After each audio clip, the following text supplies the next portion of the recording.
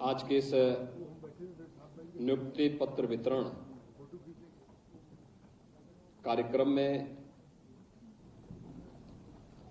लखनऊ में आयोजित इस समारोह में मेरे साथ यहां पर उपस्थित प्रदेश सरकार में मंत्रिमंडल के मेरे सहयोगी, प्रदेश के पंचायती राज एवं अल्पसंख्यक कल्याण विभाग के मंत्री श्री ओम प्रकाश राजभर जी, समाज कल्याण विभाग के मंत्री श्री असीम अरुण जी, राज्य मंत्री समाज कल्याण श्री संजीव गौड़ जी, प्रदेश के मुख्य सचिव श्री मनोज कुमार सिंह जी, कृषि उत्पादन आयुक्त श्रीमती मोनिका गर्ग जी, अपर मुख्य सचिव पंचायती राज श्री नरेंद्र भूषण जी, प्रमुख सचिव समाज कल्याण डॉक्टर हरिओम जी, प्रमुख सचिव नियुक्ति एवं कार्मिक श्री एम देवराज जी, प्रभारी अध्यक्ष अधीनस्थ सेवा चयन आयोग शिवेंद्र सिंह जी, नवचयनित सभी ग्राम पंचायत अधिकारीगण, ग्राम्य विकास अधिकारीगण, समाज कल्याण और क्षेत्रीय पर्यवेक्षक, समाज कल्याण के लिए चयनित सभी अभ्यर्थीगण, पंचायती राज विभाग और समाज कल्याण विभाग के सभी अधिकारीगण और उपस्थित सभी बहनों और भाइयों,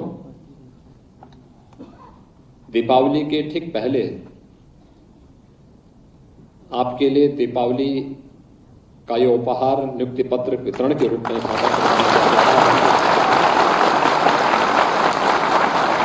मैं इस अवसर पर आप सभी को, आपके परिजनों को, अभिभावकों को, आपके मित्रों को, सभी शुभचिंतकों को मैं इसकी हृदय से बधाई देता हूं।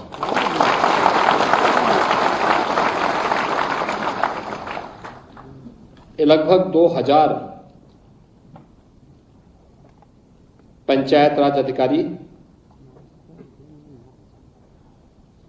ग्राम पंचायत अधिकारी के रूप में, ग्राम्य विकास अधिकारी समाज कल्याण और क्षेत्रीय पर्यवेक्षक समाज कल्याण की नियुक्ति पत्र वितरण का एक कार्यक्रम लखनऊ में भी और प्रदेश के अलग अलग जनपदों में आयोजित हो रहे हैं। यह प्रधानमंत्री मोदी जी के मिशन रोजगार के कार्यक्रम को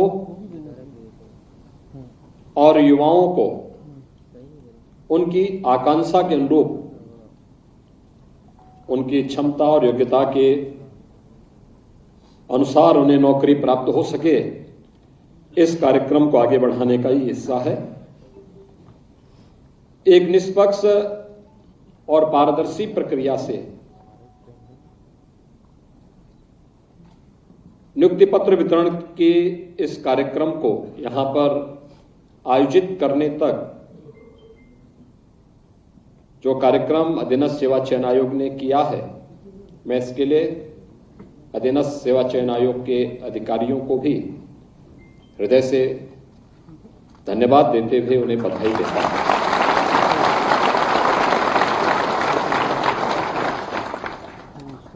मुझे ये बताते हुए प्रसन्नता है कि पिछले 7.5 वर्ष के अंदर हमारी सरकार ने प्रदेश के अंदर प्रदेश के समग्र विकास के लिए जो रूपरेखा तैयार की थी, उस रूपरेखा के क्रम में भर्ती की प्रक्रिया भी पारदर्शी तरीके से हो सके, यह उसका एक प्रमुख भाग था।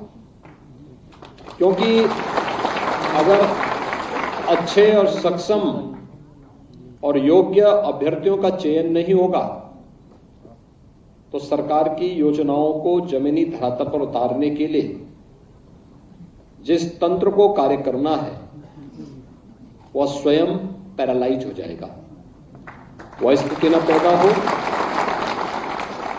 इसके लिए हम लोगों ने 2017 में ही इस बात को तय किया था कि जितने भी भर्ती आयोग या बोर्ड हैं वे पूरी निष्पक्षता के साथ पारदर्शी तरीके से आरक्षण के नियमों का पालन करते हुए भर्ती की प्रक्रिया को संपन्न करें।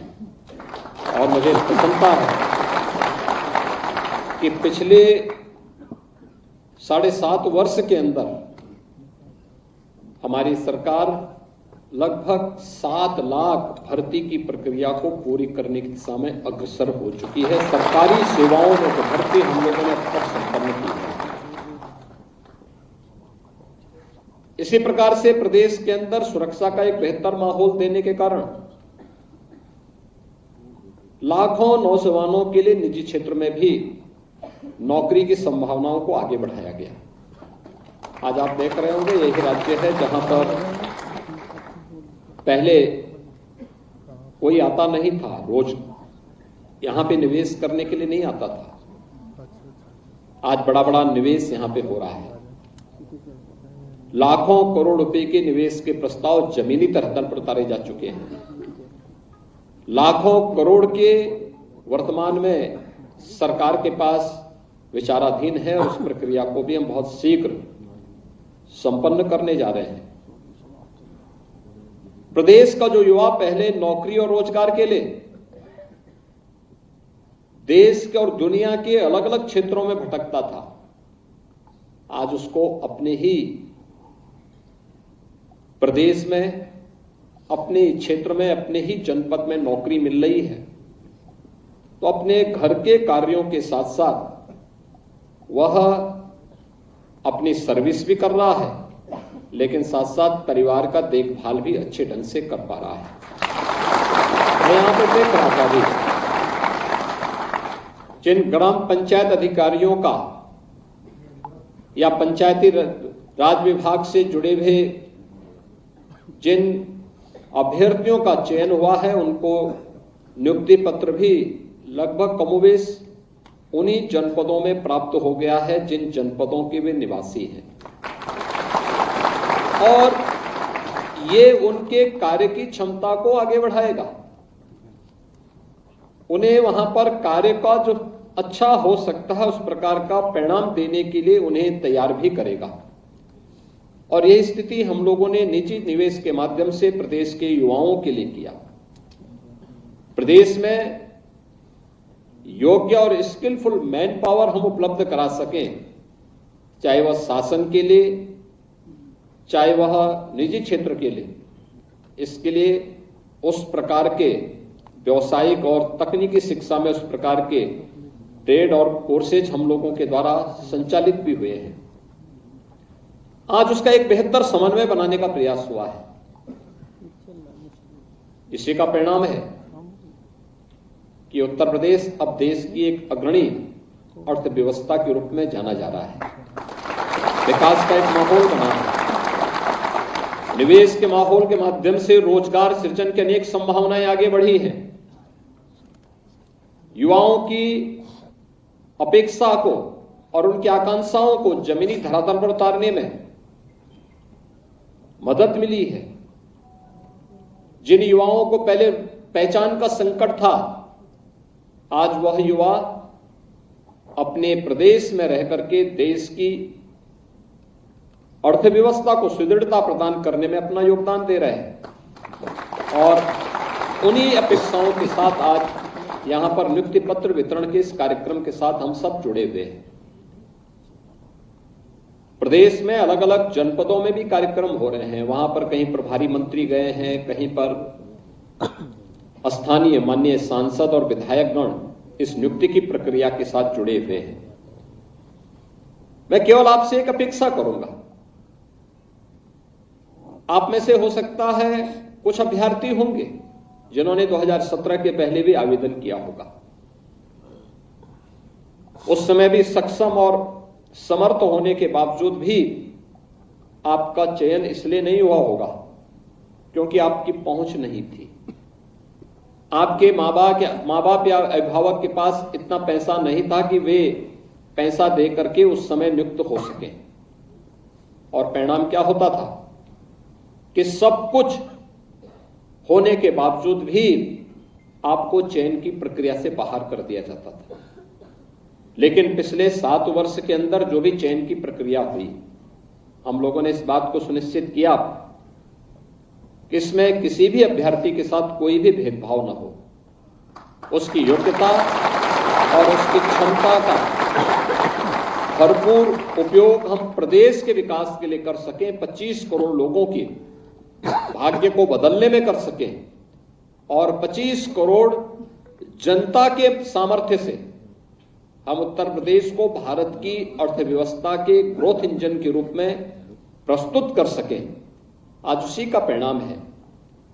हमने नियुक्ति की प्रक्रिया की, सरकारी नियुक्तियां हो या निजी क्षेत्र में नियुक्तियां, या संविदा के आधार पर व्यक्ति की योग्यता और उसकी क्षमता को ध्यान में रख करके जब ये नियुक्ति की प्रक्रिया ईमानदारी से आगे बढ़ी तो परिणाम है हर एक क्षेत्र में उत्तर प्रदेश तेजी के साथ दौड़ता हुआ दिखाई दे रहा है।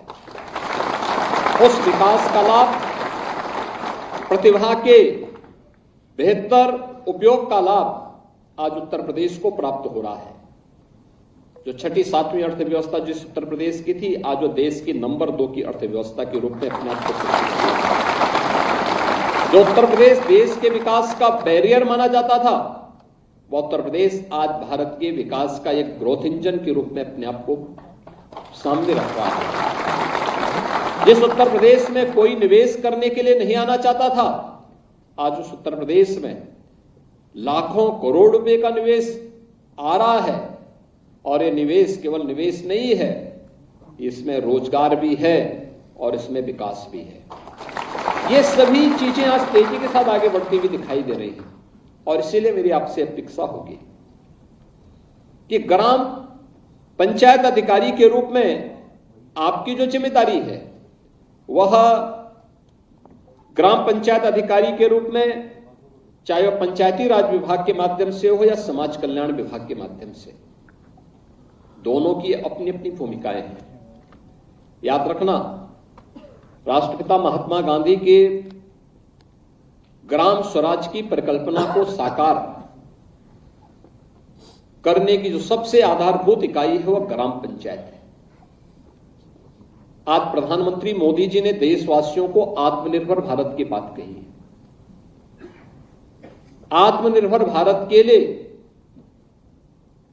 अगर आप ये वीडियो YouTube पर देख रहे हैं तो हमारे चैनल को सब्सक्राइब करें और बेल आइकन को दबाना ना भूलें। अगर आप Facebook पर ये वीडियो देख रहे हैं तो हमारे पेज को लाइक करें।